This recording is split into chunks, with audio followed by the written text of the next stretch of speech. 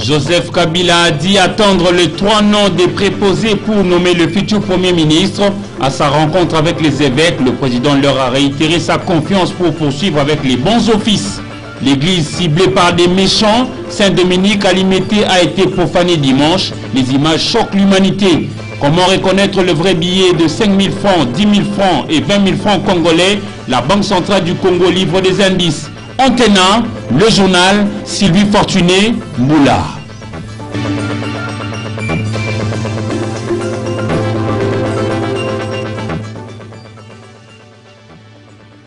C'est un réel plaisir de vous retrouver en ces débuts de semaine. Mesdames et messieurs, bonsoir. Bienvenue à cette grande édition du journal sur nos antennes. Le président de la République, Joseph Kabila, a échangé aujourd'hui matin avec les évêques membres de la conférence épiscopale nationale du Congo Senko, à qui il a réitéré son vœu de voir poursuivre les travaux sur l'arrangement particulier au centre interdiocésain de Kinshasa. Joseph Kabila leur a déclaré attendre du rassemblement le 3 noms des préposés pour nommer le futur Premier ministre de la République démocratique du Congo. Le compte rendu de ces échanges avec le secrétaire général de la SENCO, l'abbé Donatien Cholet, il est au micro d'Éric Izami. Le président et le vice-président de la SENCO sont venus lui remettre le rapport, l'accord signé le 31 décembre et lui faire l'économie de l'arrangement particulier et partager avec lui les préoccupations à propos de points qui restent encore en souffrance. Le chef de l'État considère que 95% de ce qui devrait être fait a été fait. Il ne reste que plus ou moins 5%. Il faudrait vraiment qu'on aille vite pour ne pas donner de prétexte à qui que ce soit.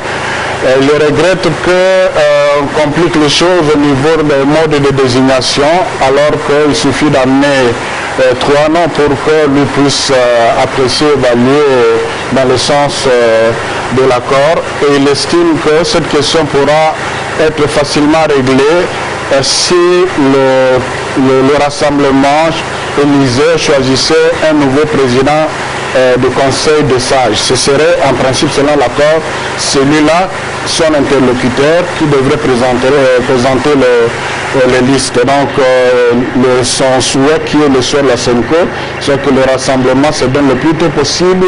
Le président du Conseil des sages, qui normalement devrait être le président le président du comité des sages, qui devrait normalement être le président du conseil des sages, Sensa, et voilà ce qui est urgent à faire.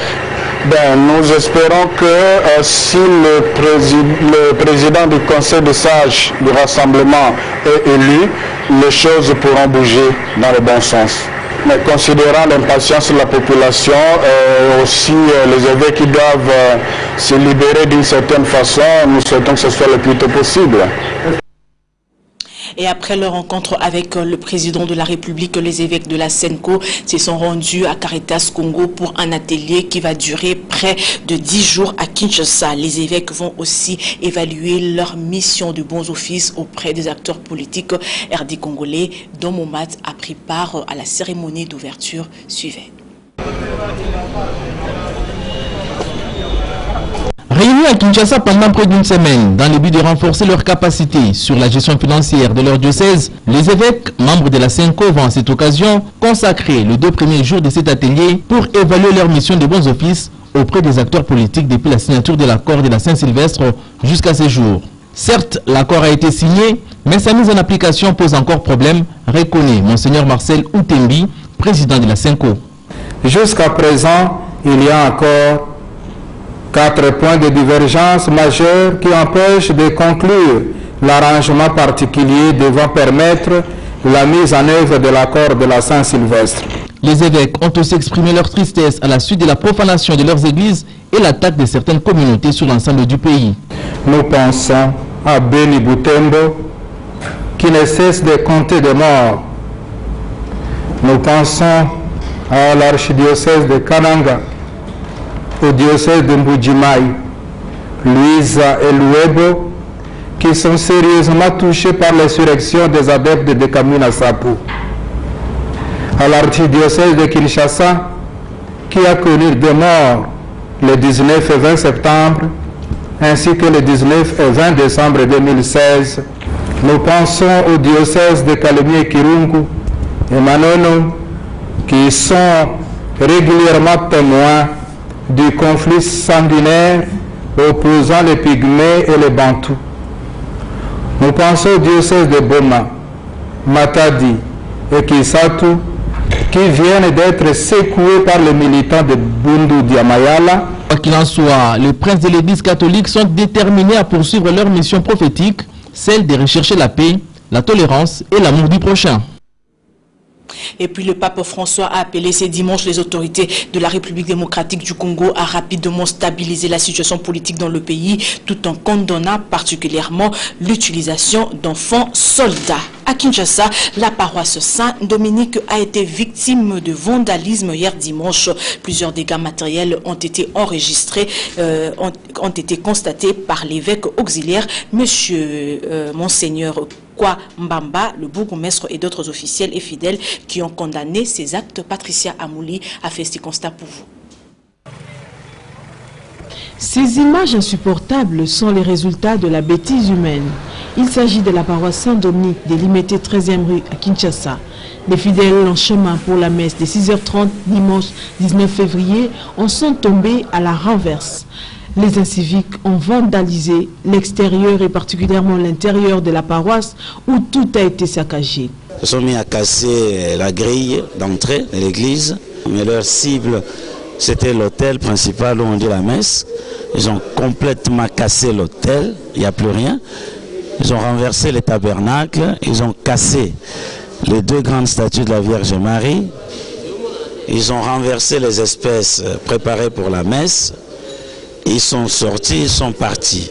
Cette profanation bouleverse la quiétude de bonnes âmes dans l'opinion. C'est la révolte.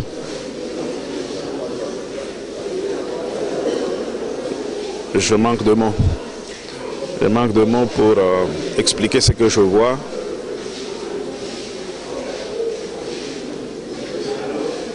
Je crois que nous n'avons plus la peur de ce qui est sacré et c'est grave. Choqués, les fidèles de la paroisse ont donné de la voix pour exprimer leur indignation. On arrive ici, on a profané l'église. On a tout détruit ici, on n'a pas pu prier. Maintenant, nous venons de prier dans la salle paroissiale. Nous regrettons cet acte et nous le condamnons.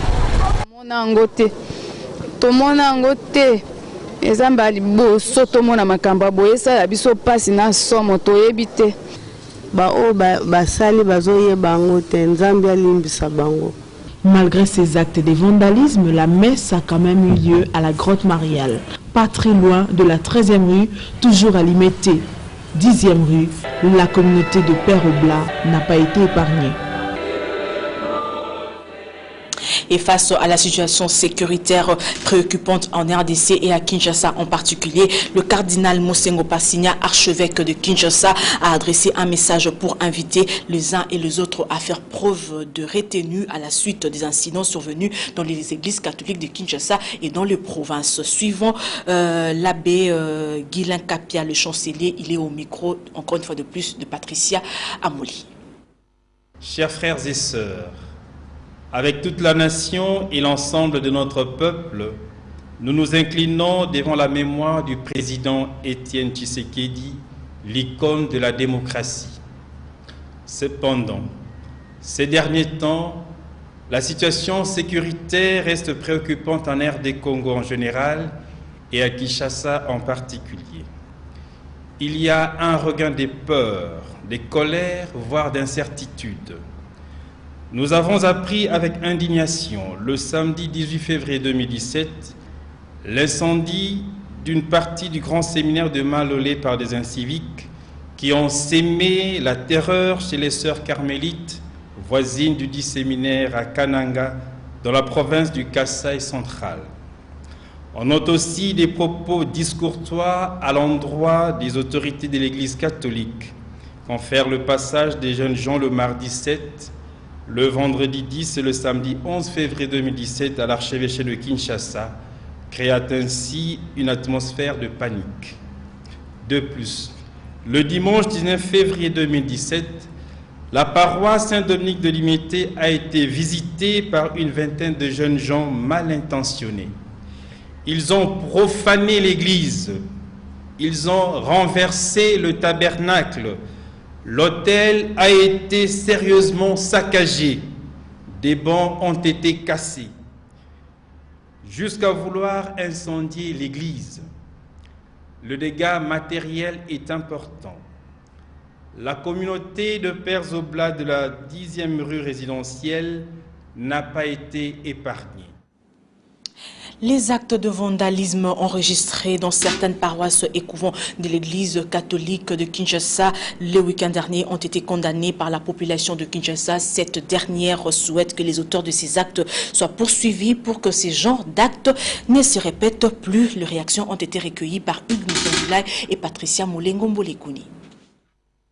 L'attaque de la paroisse Saint-Dominique de Limité par les inciviques n'a pas laissé la population quinoise indifférente. Cette dernière a condamné avec la dernière énergie cet acte de vandalisme. L'église est un lien saint.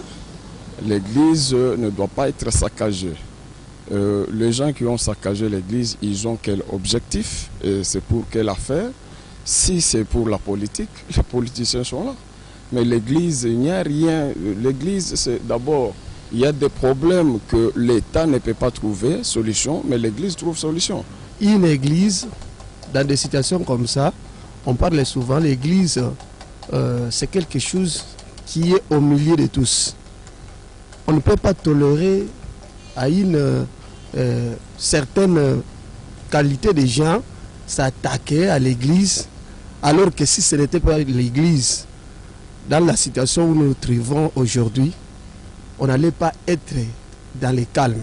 Surtout que l'église catholique avec la Senko, qui est là pour harmoniser les choses, nous attendons jusqu'ici, parce que les choses sont en pause. Nous attendons que l'église catholique puisse évoluer. Et les genres de gens là qui font des actes comme ça, ils sont à condamner. Pour ces habitants de Kinshasa, les auteurs de ces actes doivent être punis d'une manière ou d'une autre. Pour que ce genre d'actes ne puisse plus continuer, il faut que la justice s'occupe de ce genre de personnes. En les punissant, bien sûr. S'ils ont été arrêtés, bon, la justice doit faire son travail. Les Quinois rencontrés dans les rues de la capitale exhortent la population à respecter les églises et les paroisses car ce sont des lieux sacrés et n'ont rien à voir avec la politique, ont-ils insisté. Dans le reste de l'actualité, l'Union pour le développement du Congo a effectué une descente en Ngaliema pour rencontrer le membre de la Fondation Mireille Banza. Ces derniers ont profité de l'occasion pour présenter au président national Jean-Claude Massangou, président de l'UDECO, le fruit de leur travail axé sur l'entrepreneuriat et l'autoprise en charge. José Moussangana Mathunga Dipouvi, commentaires et images.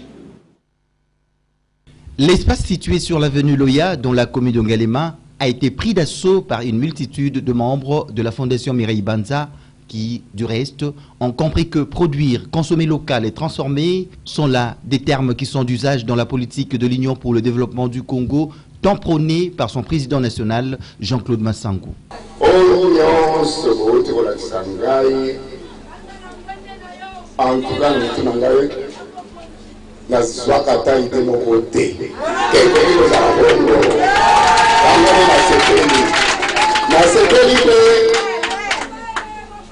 Parce que UDECO, tous en a idée wana, idée moko. Bon la biso zangi misala.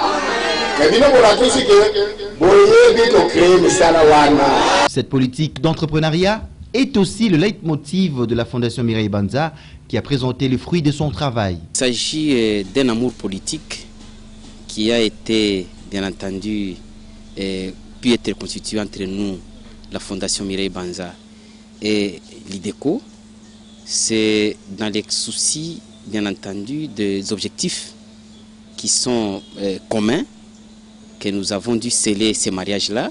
Pour le vice-président de la Ligue nationale de jeunes de l'UDECO, Junior Libondo, cette organisation politique voudrait étendre ses actions sur toute l'étendue de la République. Le président national, le camarade Jean-Claude Massangou Moulongo, depuis qu'il a récupéré le parti en juin 2016, il est en train de mener une politique de redynamiser le parti, de nationaliser le parti répartis sur toute l'étendue de la République. Quelles que soient les difficultés que connaît le pays en termes de processus électoral, l'Union pour le développement du Congo affûte déjà ses armes pour un électorat considérable.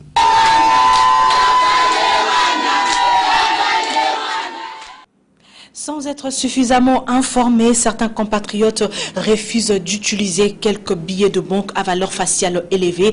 Question, comment le vrai billet de 5 000, 10 000 ou 20 000 francs congolais? C'est simple, il suffit de lire le numéro vertical du billet. Le vrai porte la lettre R pour tout billet de 5 000 francs congolais, S pour tout billet de 10 000 francs congolais et la lettre T pour tout billet de 20 000 francs congolais. Détails et constats avec Eric Izami.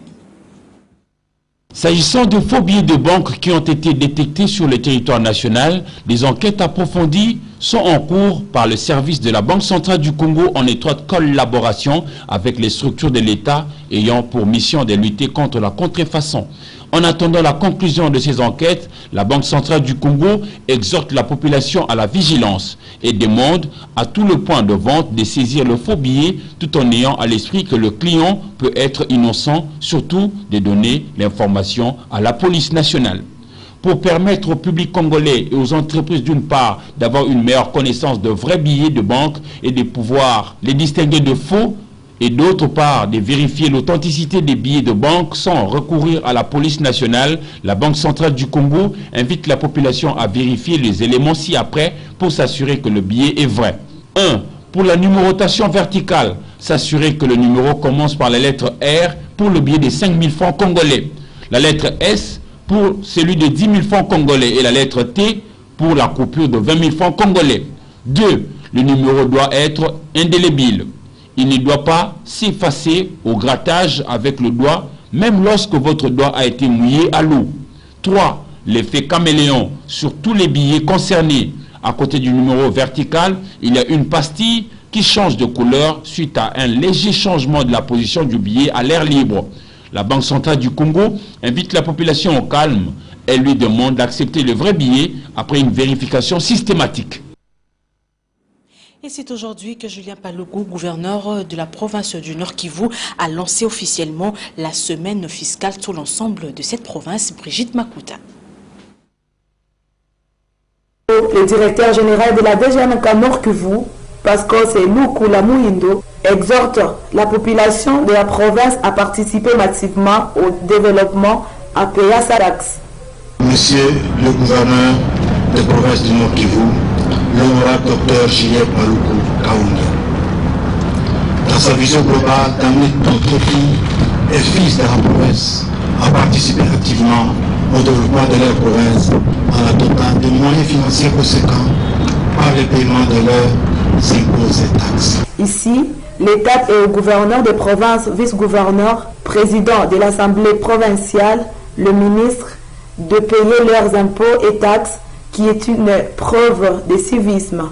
Occasion pour le numéro 1 de la province du Nord Kivu de revenir sur différentes taxes et impôts à payer. Si chacun peut cultiver ce civisme fiscal, je pense que demain nous pouvons avoir un budget de 20-30 millions.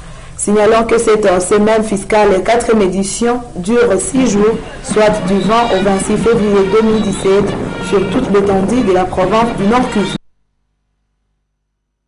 De retour dans la capitale Kinshasa, cela n'arrive pas tous les jours. Les élèves du collège Alingwa, Frères Zouza et du complexe scolaire Frères Zouza se sont retrouvés dehors ce lundi 20 février 2017 suite à une réquisition de force de leur concession au quartier Jamaïque de la commune de Kintambo. Sur ces, les élèves se sont soulevés en manifestant leur mécontentement. Témoin de l'événement, Natacha Bomongo. C'est ce lundi matin que ces élèves ont vécu ces tristes événements. Emportés par une colère noire, les enfants trouvent que leur attitude est justifiée. Ils sont montés au créneau pour dénoncer quelques gens jugés des fantômes qui ont vendu la concession qui abrite 3 écoles, le collège Alingba, le collège Frères Zouza et le complexe scolaire Frères Zouza, toutes situées au quartier Jamaïque dans la commune de Kintambo. Ces élèves sont prêts à tout braver pour sauver ces écoles, lesquelles ont formé plusieurs autorités de la République démocratique du Congo depuis aujourd'hui plusieurs décennies. Raison pour laquelle certains ont sillonné quelques artères de la ville pour se rendre à l'hôtel de ville de Kinshasa. Malheureusement, ils ont été empêchés par la police nationale.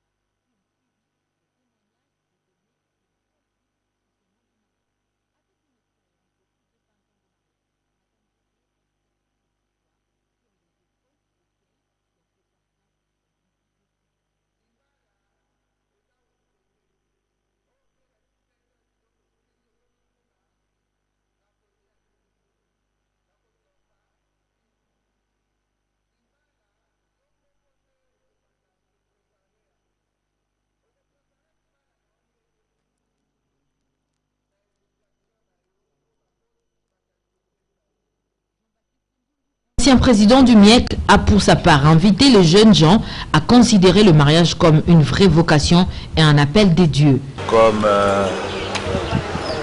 la réponse à un appel divin, à l'appel de Dieu.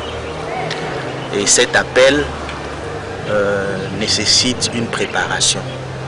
Cette préparation commence à la maison.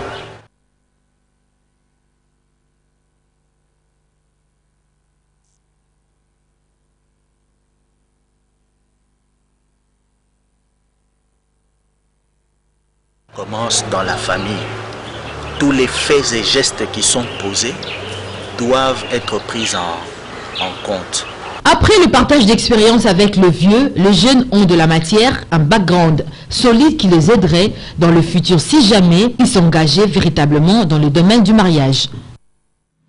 Toutes nos excuses pour ces petits désagréments après la grogne des élèves à Kintambo. Vous aviez suivi ce reportage sur le mouvement salésien de jeunes catholiques qui avait organisé une matinée de change d'expérience ayant pour thème « Pourquoi ces mariés ont vu de susciter la vocation du mariage dans le chef de jeunes ». Le reportage était donc signé par Nadia Koulanfouka Malala. Et puis les femmes de policiers et leurs enfants habitant le camp Lufungula dans la commune de Lingwala ont été sensibilisés le samedi dernier sur l'usage correct de la moustiquaire imprégnée d'insecticides à longue durée d'action. C'est là à travers une marche de santé organisée par le Conseil national des ONG non gouvernementales de la santé en RDC, marche supervisée par la zone de santé police. Sylvain Kapombo Bosengele pour la suite. Le Conseil national des organisations non gouvernementales de la santé, CNOS, poursuit son combat contre la malaria dans la ville de Kinshasa. Sachant que cette maladie est causée par les moustiques anopheles, il organise une série d'activités pour sensibiliser la population sur l'utilisation correcte de la moustiquaire imprégnée d'insecticides à longue durée. Pour samedi 18 février, c'est la zone de santé et la police qui a été choisie au camp Lufungula dans la commune de Lingwala. Les marcheurs ont emprunté l'avenue des Huileries en passant par les ronds-points qui portent le même nom pour terminer à la zone de santé et la police. Nous avons voulu mobiliser les mamans parce que c'est elles qui gèrent la famille. Au travers d'elles, vulgariser l'information au niveau de la famille. Que tout le monde sache que les moustiquaires ne sont pas appelés à être gardés dans des tiroirs sous les lits, mais à être hissés et utilisés dans nos ménages. Y a-t-il des interdits quant à l'utilisation de la moustiquaire imprégnée d'insecticides? L'État congolais a un œil vigilant pour ce genre de pratiques. Si on vous attrape en train d'utiliser la moustiquaire imprégnée à la pêche, on va vous arrêter. Nous leur déconseillons formellement. Pour une meilleure compréhension du message, l'artiste et comédien Moundoueri a égayé les marcheurs à travers une scénette en langue vernaculaire, les Lingala.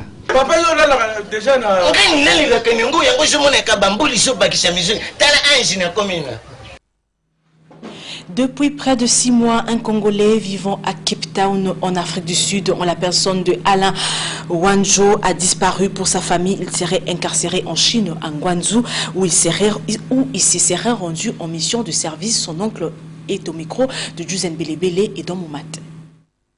Mon neveu s'appelle Alain Wanjo Mukamba. Il est résident en Afrique du Sud, précisément à Cape Town. Mais vers la mi-juillet 2016, il s'est rendu à Guangzhou parce que c'est un commerçant, il s'est débrouillé. Il voulait faire les achats. Mais juste au niveau de l'aéroport de Guangzhou, selon ses amis, il a été interpellé et arrêté. Ça fait aujourd'hui 7 mois que la famille n'a pas de nouvelles sur lui. On ne connaît pas les raisons de son arrestation. Alors, à la veille du gouvernement de son le Premier ministre Samy Badibangé, nous avions profité par l'entremise du ministère des Congolais de l'étranger. Nous avons écrit au gouvernement et son Excellence Emmanuel Ilunga, nous avons reçu le 8 février de cette année en nous promettant qu'elle va entrer en contact avec l'ambassade de la République de Chine pour nous donner les amples informations pour notre frère Alain Wanjo Mukamba qui est arrêté au niveau de Guangzhou selon les informations que son épouse qui est sud-africaine nous avait données depuis le mois d'août. Nous demandons à notre gouvernement de s'impliquer comme il est fait pour d'autres cas. Nous avons vu le cas de notre sœur qui était décédée en Inde. Le gouvernement s'est impliqué totalement. Celui-là, il est encore vivant parce qu'on dit qu'il est arrêté. Même ce qu'il a fait, c'est quoi? On ne connaît pas ce qu'il a fait, mais nous voulons quand même, par l'entreprise de notre ministère des Affaires étrangères, d'avoir les informations de notre jeune frère.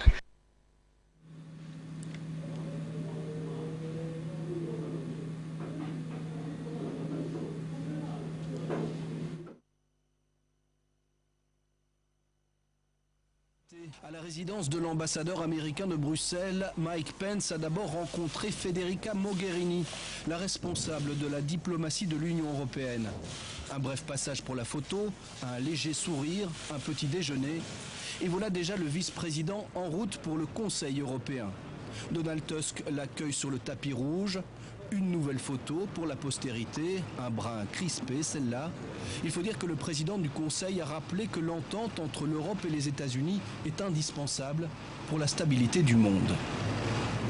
Des millions de gens dans le monde, une approche stable et sans surprise entre nous apportera les garanties, ou à tout le moins l'espoir, que le chaos, la violence et l'arrogance ne s'inviteront pas dans les relations internationales.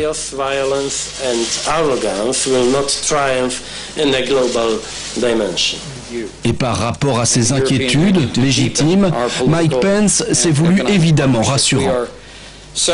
Nous sommes séparés par un océan, mais nous sommes unis par un héritage commun. Et par des objectifs partagés de liberté, de démocratie et de respect des lois. Nous sommes convaincus que cette ligne va se poursuivre et se renforcer. Bon pied, bon oeil, Jean-Claude Juncker au pas de charge a ensuite pris la relève. L'ambiance est apparemment très détendue. Mike Pence apprécie.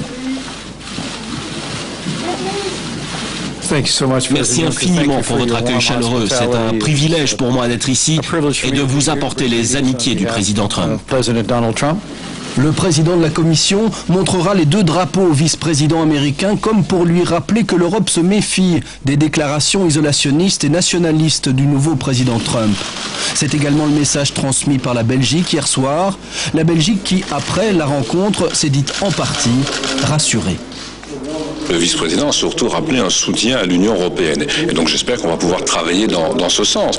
Maintenant, il faut toujours être très prudent. Hein. Les messages ont été très clairs ce soir. Il faudra maintenant juger la politique sur les actes. On l'a compris, Mike Pence est en mission spéciale séduction à Bruxelles, auprès des Européens et auprès de l'OTAN, où il sera reçu cet après-midi.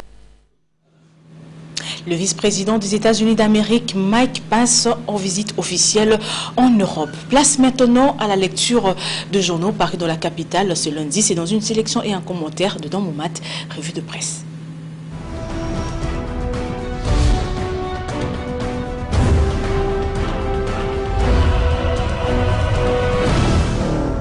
Priori au Kassai, blocage des arrangements particuliers et profanation de l'église Saint-Dominique, ce sont là les sujets d'actualité sur lesquels se sont penchées les parutions de ce début de semaine. D'abord, la vandalisation de l'église Saint-Dominique effectuée dans la nuit de samedi à dimanche par des individus non autrement identifiés. Selon Forum des As, les malfrats ont investi cette église où ils ont saccagé. Le lieu de culte était méconnaissable. Hôtels et tabernacles détruits, bancs cassés ainsi que le lutrin, décrit le quotidien. Si pour le gouvernement cet acte de profanation de lieux de culte qu'il condamne du reste est une atteinte grave à une des libertés fondamentales garanties par la Constitution de la République, à la Senco, notre Forum des As, l'on se demande à qui profite le crime. En effet, cette attaque, affirme le premier secrétaire général adjoint de la Commission épiscopale nationale du Congo, M. l'abbé Ncholé, dont les propos sont rapportés par le confrère, sera l'un des points inscrits à l'ordre du jour des discussions prévues ce lundi au centre interdiocésain. Bien que choqué, poursuit le journal, l'abbé Donatien Ncholé a lancé un message d'apaisement et d'amour, demandant aux chrétiens d'être vigilants. De son côté, la majorité présidentielle, via un communiqué signé par son porte-parole, condamne vigoureusement et sans embâge ces actes odieux de barbarie inqualifiables de la part d'individus sans foi ni loi dans le but évident. Le rassemblement, lui, est très indigné. Il condamne avec la dernière énergie ces actes d'une cruauté révoltante et exige dans l'urgence une enquête internationale indépendante pour établir les responsabilités. Enfin, affaire budget électoral. Congo Nouveau, à travers une analyse, parle de l'incapacité de Pierre Kangoudia, ministre du budget, qui a déclaré il y a peu que le gouvernement est incapable d'organiser les élections cette année. Par sa déclaration, note-t-il, il tente d'annihiler les efforts consentis jusque-là. Cela dit, soutient le journal, ce camériste est présenté par d'aucuns comme un incompétent dépassé par la situation. Bonsoir.